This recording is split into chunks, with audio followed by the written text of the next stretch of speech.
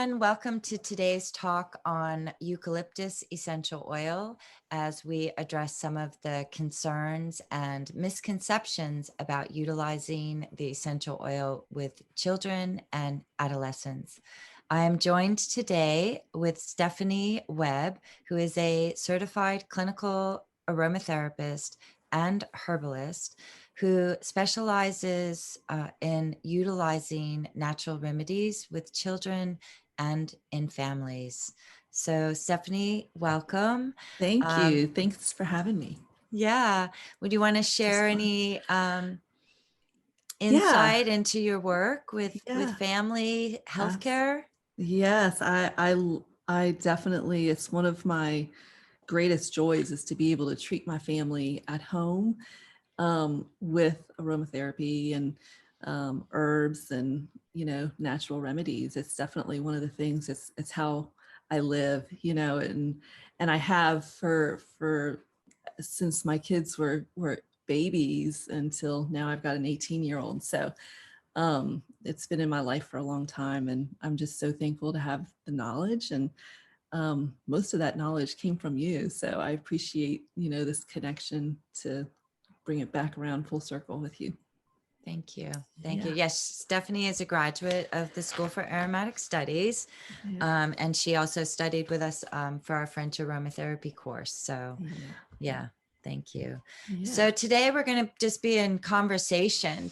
Both of us have children, and we're going to be looking at it from the perspective of kind of how we can utilize eucalyptus safely and build our relationship with it out of trust and honoring its power, and not coming from it from kind of a fear-based approach.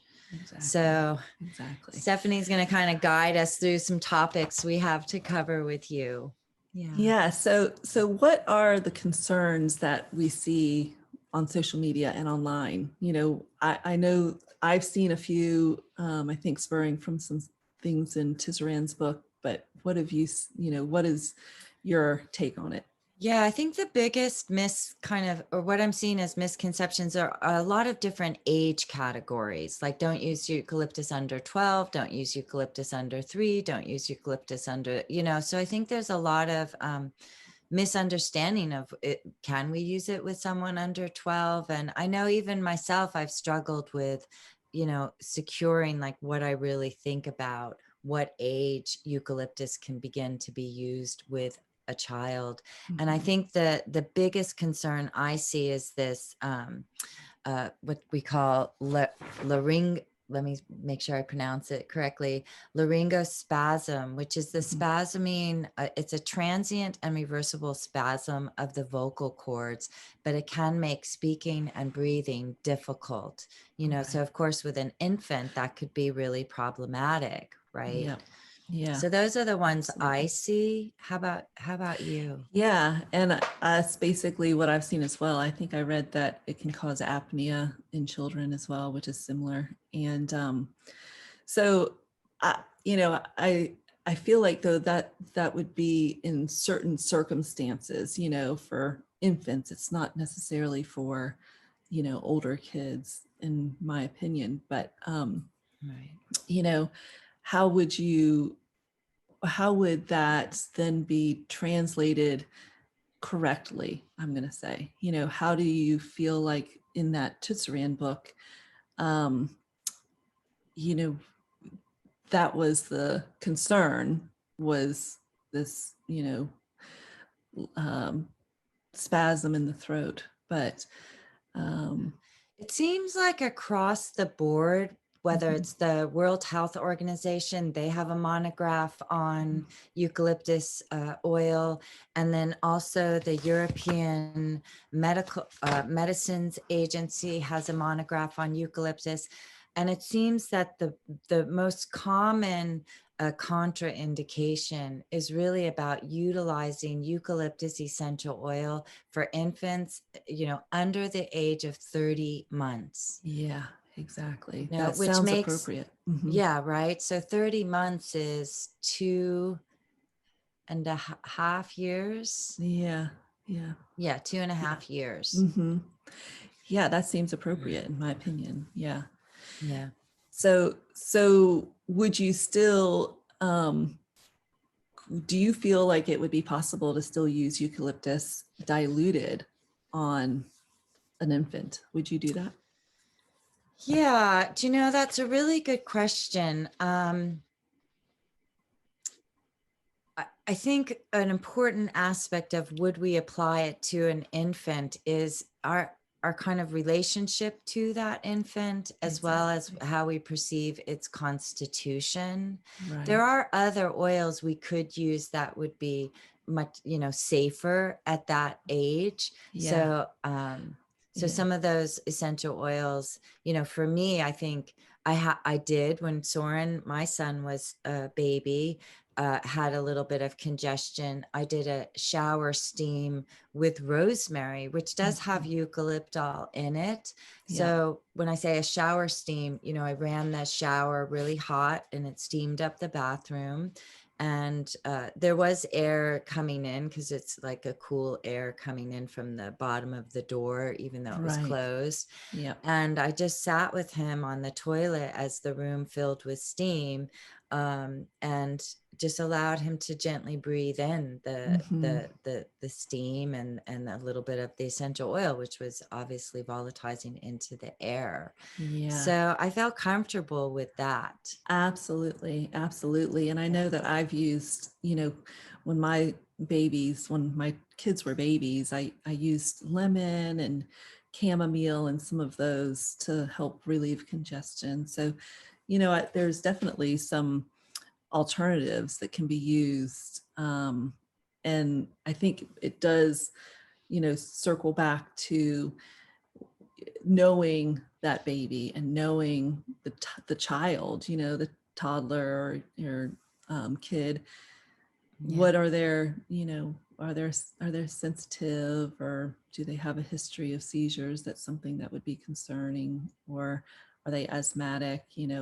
Are they, fair skinned and freckled, or is there, Right. all of these different, you know, knowing the child, I think, is an important aspect of how you're going to use it appropriately.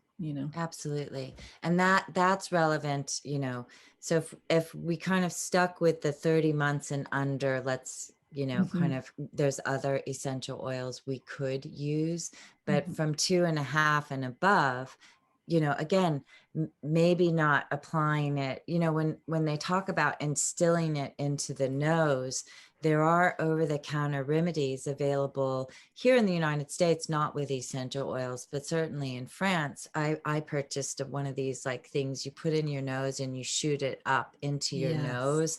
Yep. That would be the type of product that maybe you would not want to use, even from Yes. 3 to 12 or 3 to, because it's very Yeah. potent, It right? is. It is. But diluting it so that's like a chest salve or an Hmm. oil based, product onto the chest and the upper back could be actually quite beneficial. Absolutely. Absolutely. Yeah. Yes. Yeah. Yeah. So what would be your ways that you would recommend using? I know we talked about a salve, you talked about a steam. Is there any other ways that you would use it on a child? Yeah. So when we talk about children, I would say I'm comfortable with this age group of 4 to 12 years of age, right? Exactly. So Yep. between 4 and 12, and I'm actually going to just read uh, the European Medicines Agency. So between the ages of 4 and 12, single doses, like a couple of drops, like doing a friction, as it would be called in France, a friction. And if you're not comfortable using undiluted essential oils, to do like a 1-to-1 or 2-to-1, meaning 2 drops carrier to 1 drop essential oil, and doing kind of a chest upper back friction, or a 10% dilution of eucalyptus oil, which would be 15, 30, 60 drops in an ounce, a fluid ounce of Mhm. carrier oil, again, applied to the chest and upper back. Um, Steam inhalations, 2 to 4 drops in boiling water up to 3 times a day. And again, this is suitable for children between 4 and 12. Yep. You can go slightly up with adolescents, adults, in dosage or dilution. But yeah, that, yeah. Yeah. Yeah. Those sound like great ways to use it. Absolutely. Um, so let me, so what else, I feel like when we kind of talked briefly about this yesterday, we talked about how Western medicine versus maybe Ayurvedic, and how we tend to, try to squash those processes of the body versus letting them happen and helping, things be expectorants or, supporting the body functions. So maybe we should talk about that for a minute. Yeah. So why do we use eucalyptus? I mean, part of it is it has that expectorating, right? It helps to expel mucus from the body. And that's in Ayurveda, that's really important that we expel, that we don't suppress, we don't try and dry it, it up unless it's kind of called for. We're trying to help the body expel, which is really the natural kind of one of the functions of the respiratory system, right? Through Right. the cilia, it's like it wants to get out excess mucus or Yeah. particles we breathe in. So eucalyptus is supporting the respiratory system and expelling this excess mucus. Yeah. Yeah. Yeah, and I think that's so important, when we think about body function and how, if there's fluid on the lungs or mucus, then you tend to, that's not moving, you're not coughing and getting it up, then you can then run into other problems with pneumonia and things like that because it's sitting and maybe It's growing. stagnant. It Like is. it's Yeah. like what in herbal medicine and Mhm. Western energetics that we call that damp stagnation. And that's where Exactly. the potential for infection occurs, right? Mhm. When it's just, yeah. Yeah. Exactly, exactly. So it is important to, you know, keep things moving and fluid. And eucalyptus, I think, is a beautiful, wonderful oil for that. And it's so helpful. And it's one that I actually use often. I put it over my lymph nodes, or in the wintertime, I put it on a scarf when I'm going out and breathe it in, or when I'm traveling. It's one of those that I use often. I love the way eucalyptus, the Yeah. aroma of it, and it's very cleansing and supportive. So, Absolutely. When mhm, I lived in Seattle, which is damp, cold climate, which is my mhm, favorite, but I would apply eucalyptus like a couple of drops on my neck in the winter, in the cold months, just to support my immune system. I will say not everyone can apply essential oils undiluted onto their skin. I yes, did actually, I had a boyfriend at the time where I was like, oh, let me put eucalyptus on your neck. And he was like kind of fair skinned, freckly, yes, and he, got irritation on his neck. Whereas yeah, I did it almost every day during the winter months before I left the house. And yeah, so my skin type can really handle the undiluted application, whereas right, his cannot. And again, yeah, this brings us back to that original part of our conversation where we were talking about the importance of really understanding the individual, and hmm, what their needs might be and which essential oils would be the most appropriate and if they really do need to be diluted down. right, right, absolutely, absolutely, yeah, it's a good point.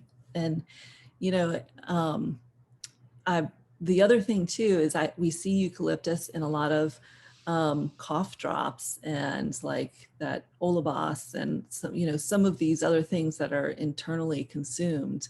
Mhm. Um, do you feel like that's safe? Absolutely. I mean, those Yeah. companies, as dietary supplement companies, have to ensure the safety of their product. Hmm. So, I would think, yeah, like people are taking cough syrup with eucalyptus, cough drops, right? Mhm. So cough drops, I can imagine, the child has to be at an age where they don't swallow it and choke on it, right? Right. That So, would be the concern. Yeah. so I think, it's hard for me to remember. My son is 16, but 4 or 5, I mean, I would have known, like, does he need a cough drop? Like, Right. is that Yeah. appropriate? And Right. you mentioned Olabos. We did a little bit of research on that. So, they have one that's suitable, I think, for 3 years and under, that basically is in a oil that prevents penetration into the skin, Mm. kind of like a Vaseline would. So yeah, and the cough syrups, I mean, they don't have an age, but often they're based in honey. And so honey's never used under 1 year of age, Right. right? Right. Right. Yeah. Yep. How Yeah. about you? Yeah, exactly the same. I've definitely would use cough drops and have the only concern of choking, because I'm picturing my toddlers running around the house with a cough drop in their mouth. And I'm like, wait, come back here, let me have that before you take off. So yeah, I think that's the only real concern there. Yeah, you triggered a thought about Vicks Vapor Rub, which is like Mhm. so commonly used, Yeah. put onto the skin, and it is in a Vaseline, which, like, so it's going to sit on the surface, with the goal being to, relieve congestion. And Mhm. its active components, eucalyptol, menthol, can't remember the third one, but eucalyptol, menthol are the core. And I wonder, does it say an age on? I've never looked at the. I haven't looked on it either, but uh, yeah, I mean, I feel like it's mostly used on kids. If I think about it, I think Vicks Vapor Rub is commonly used on kids. Yeah, We should look that up and see. I'm gonna look real quick while we're talking. Yeah, yeah, and diffusion. That's another way. You could use it in a child's bedroom. I would feel safe doing that as well, diffusing it. You know, So at could a you talk about how someone would do that? Do you know, like, yeah. how many drops? What type of diffuser are we talking about? I would put a diffuser on a intermittent setting with maybe some lemon, eucalyptus. It depends on what the issue was. If it was, a child that was having allergies, I might put chamomile or lavender in there as well. I might put some eucalyptus and some lemon in there. Um, and then I would just, you know, have their door left open so it didn't get too intense in a small child's room. But I would, think that would be really beneficial for them to have that running. Yeah. Yeah, sounds amazing. Yeah. So I just looked at eucalyptus or Vicks Vapor Rub, and their use is for 2 years and older. See, yeah, that's great. Yeah. Yeah.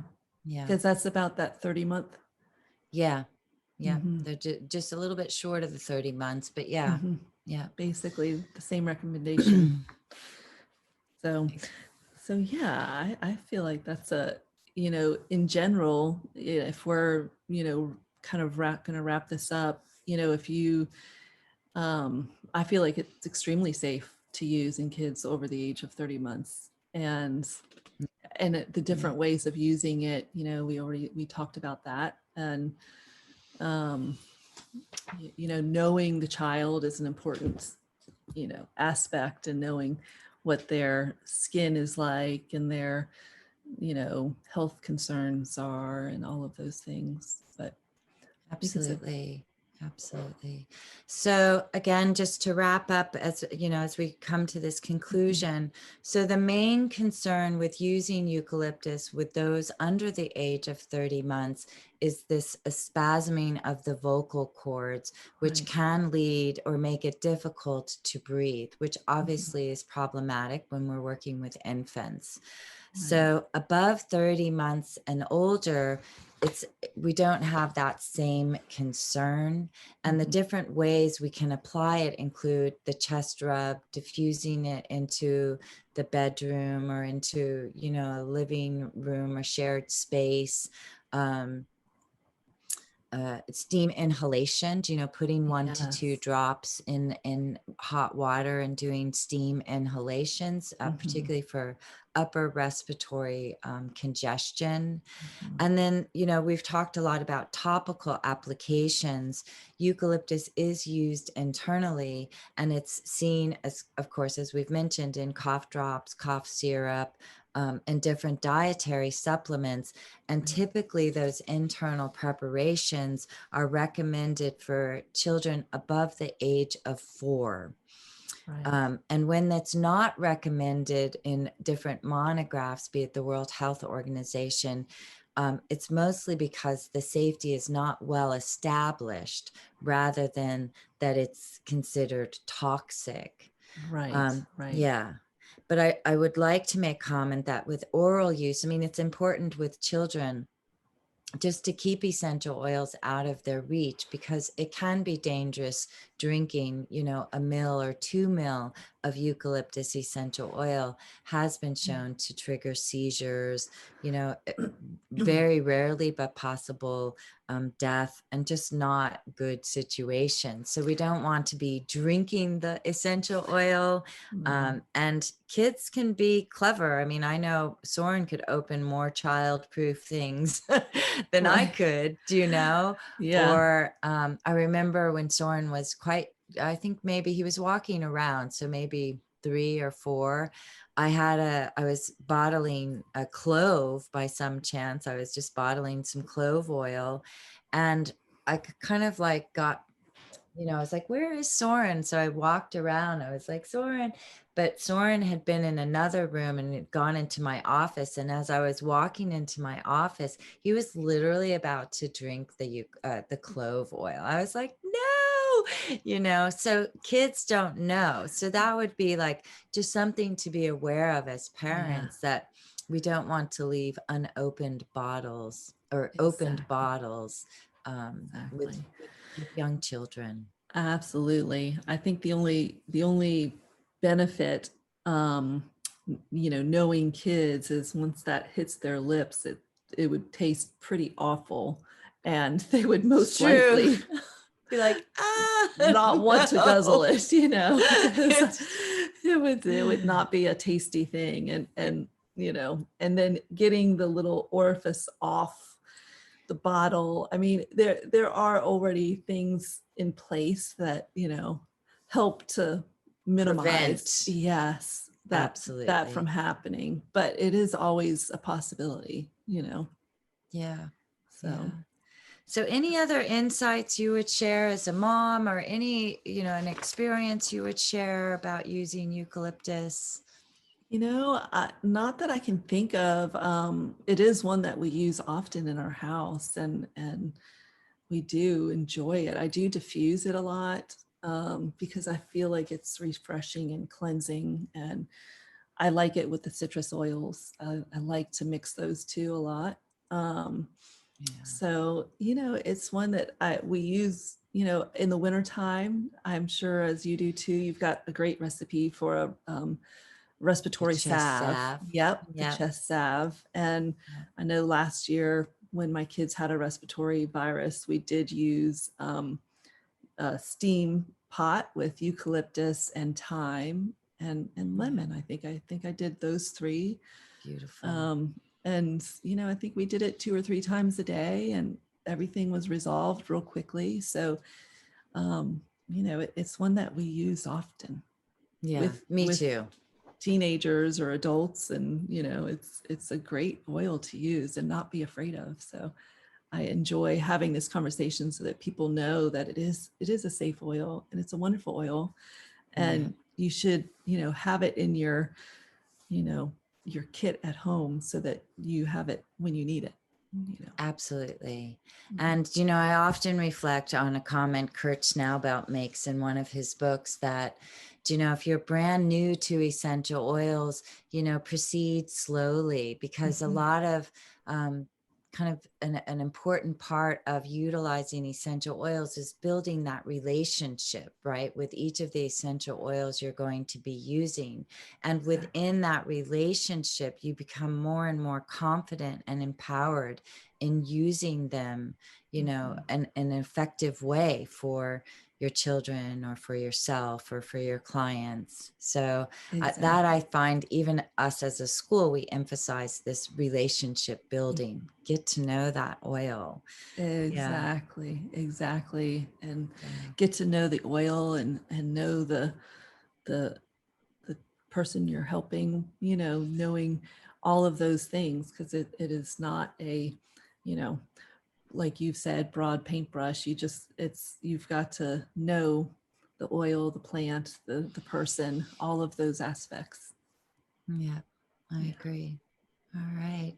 Okay. So thank you very much, Stephanie, for being with me here today to talk about Yes. eucalyptus oil. And, our goal is really to, um, undo some of the misunderstanding, and to develop this more confidence around utilizing eucalyptus for any child, 3 years and above, certainly 4 years and above, if you want to, use that framework. And sometimes, we use higher dilutions in acute situations, and then, lower dilutions in just general usage. We've covered it's about building a relationship, about feeling confident in your use of eucalyptus essential oil, being aware of these potential contraindications, such as if the child is prone to seizures, be them febrile or otherwise, and also if they are asthmatic, to take into consideration the constitution of the individual you're working with. Um, yeah.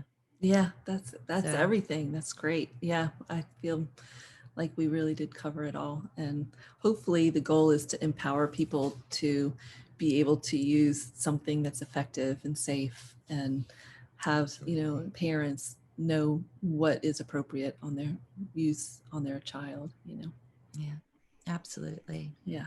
All right. Well, thank Thank you. you. Yep. Absolutely. Yep. Thanks. Okay.